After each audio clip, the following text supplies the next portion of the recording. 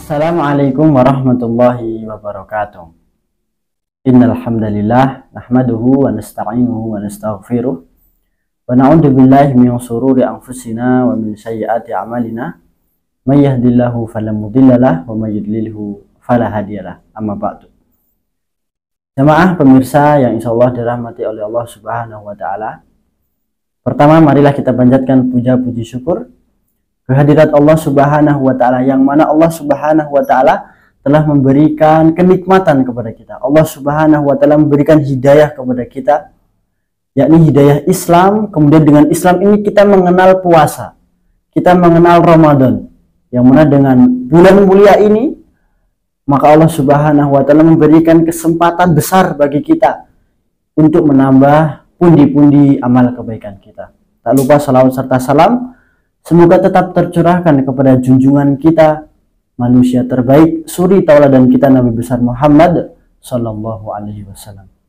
Jamaah pemirsa yang insyaallah dirahmati oleh Allah Subhanahu wa taala. Membahas tentang Ramadan, yang mana Ramadan tidak semestinya, tidak selalu membahas tentang kemuliaan. Di sini kita sedikit akan membahas tentang ternyata di dalam hadis yang mana isinya sedikit menjelaskan juga tentang ancaman bagi orang-orang yang tidak mengikuti aturan. Masyaallah muslimin rahimakumullah. Yakni di mana dikisahkan ketika Nabi Shallallahu alaihi wasallam hendak naik mimbar, maka di situ ada 3 mimbar. Kemudian ketika Nabi Shallallahu alaihi wasallam naik di mimbar pertama, tiba-tiba Nabi mengucapkan amin. Naiklah mimbar kedua, Nabi juga mengatakan amin. Dan naiklah ke mimbar ketiga, dan Nabi juga mengatakan amin. Lantas para sahabat heran, kenapa Rasulullah Shallallahu alaihi wasallam mengatakan amin? Kemudian sahabat bertanya, wahai Rasulullah, kenapa engkau ketika naik mimbar mengucapkan amin? Kemudian Rasulullah Shallallahu alaihi wasallam menjelaskan bahwasanya ketika Rasulullah Shallallahu alaihi wasallam naik mimbar, pada mimbar pertama, pada tangga pertama, Rasulullah menyampaikan, Jibril mendatangiku, kata Rasul. Jibril mendatangi Rasulullah Shallallahu alaihi wasallam kemudian mengatakan, Syakia abdun adraka Ramadan fansalakha minhu wa lam yaghfarlah. Celaka orang-orang yang menjumpai Ramadan dan melewatinya tetapi dosa-dosanya tidak diampuni oleh Allah Subhanahu wa taala. Ini yang pertama. Kemudian yang kedua, ketika Rasulullah mengatakan amin, di tangga kedua Jibril mendatangi juga, ya, dan juga Jibril mengatakan, Syakia abdun adraka walidayhi aw ahadahuma falam yudkhilahul jannah.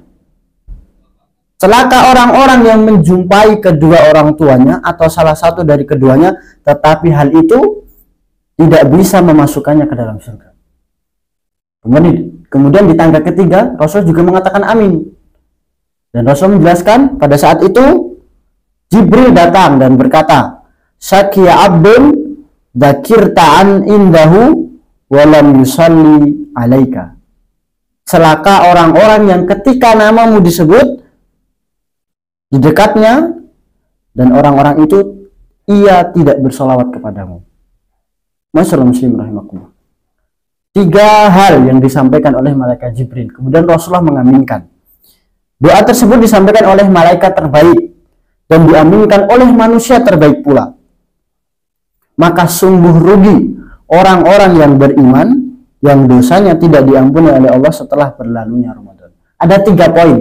Yang pertama yakni khususnya ketika saat ini di bulan Ramadan, yang mana ketika orang-orang bertemu dengan bulan Ramadan, diberikan waktu, kesempatan bertemu dengan bulan Ramadan, tetapi ia tidak diampuni dosa-dosanya, maka rugi orang-orang ini. Kemudian poin yang kedua yakni ketika orang-orang bertemu dengan orang tuanya, yang mana di situ juga diberikan kesempatan untuk berbakti kepada kedua orang tua, atau diberikan kesempatan berbakti kepada salah satu dari kedua orang tua.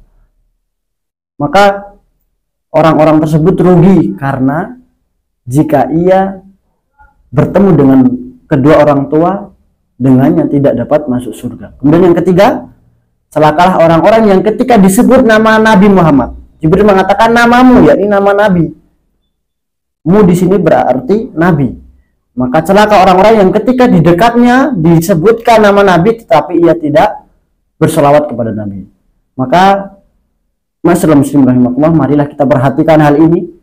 Yang mana 3 poin yang semoga menjadikan hikmah bagi kita.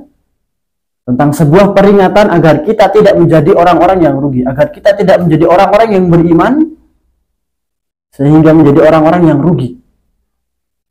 Maka marilah kita senantiasa meningkatkan ketakwaan kita dan senantiasa menjaga diri kita dari hal-hal yang menjauhkan kita dari ridha Allah Subhanahu wa taala. Demikian yang bisa saya sampaikan. Kurang dan lebihnya mohon dimaafkan. Wabillahi taufiq wal hidayah. Assalamualaikum warahmatullahi wabarakatuh.